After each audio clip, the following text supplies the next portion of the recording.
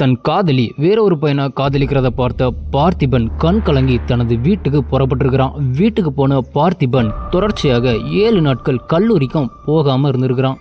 7 நாட்கள் தொடர்ச்சியாக கல்லூரிக்கு போகாத பார்த்திபனுக்கு என்னாச்சுன்னு பாக்குறதுக்காக வேண்டி மீனா பார்த்திபனோட வீட்டுக்கே போயிருக்கிறா. பார்த்திபன் வீட்டுல போய் பார்க்கும்போது பார்த்திபன் பயங்கர ஜுரத்துல படுத்திருக்கிறத பார்த்திருக்கிறா மீனா. உடனே அவனை ஹாஸ்பிட்டலுக்கு அழைச்சிட்டு போயிட்டு மறுபடியும் வீட்டுல கொண்டு விட்டுட்டு அவனை 2 நாட்கள் ரெஸ்ட் எடுக்க சொல்லிட்டு கிளம்பியிருக்கிறா மீனா. மறுநாள் காலையில மீனா மறுபடியும் கல்லூரிக்கு கிளம்பியிருக்கிறா.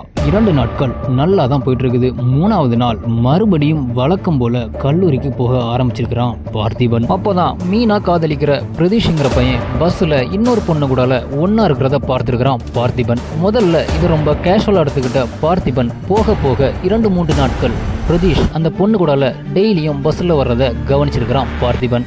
குழம்பி போன பார்த்திபனுக்கு இன்னொரு அதிர்ச்சியும் காத்துக்கிட்டு இருந்தது. மீனா வாழ்க்கை கெட்டு போயிடக்கூடாதுங்கிற ஒரு நல்ல எண்ணத்துல பார்த்ததெல்லாம் போய் மீனா கிட்ட சொல்லியிருக்கிறான் பார்த்திபன். அதற்கு மீனா பார்த்திபனை நம்பாம இனி பிரதீஷை பத்தி பேசுறதாக இருந்தா என்கிட்ட பேசாதுன்னு கோபமா திட்டிருக்கிறா மீனா. இத கேட்டதும் மனமுடைந்து போறான் பார்த்திபன். அப்பதான் ஒரு நாள் மீனாவுக்கு பயங்கரமான அதிர்ச்சி தகவல் ஒண்ணு காத்துக்கிட்டு இருந்தது.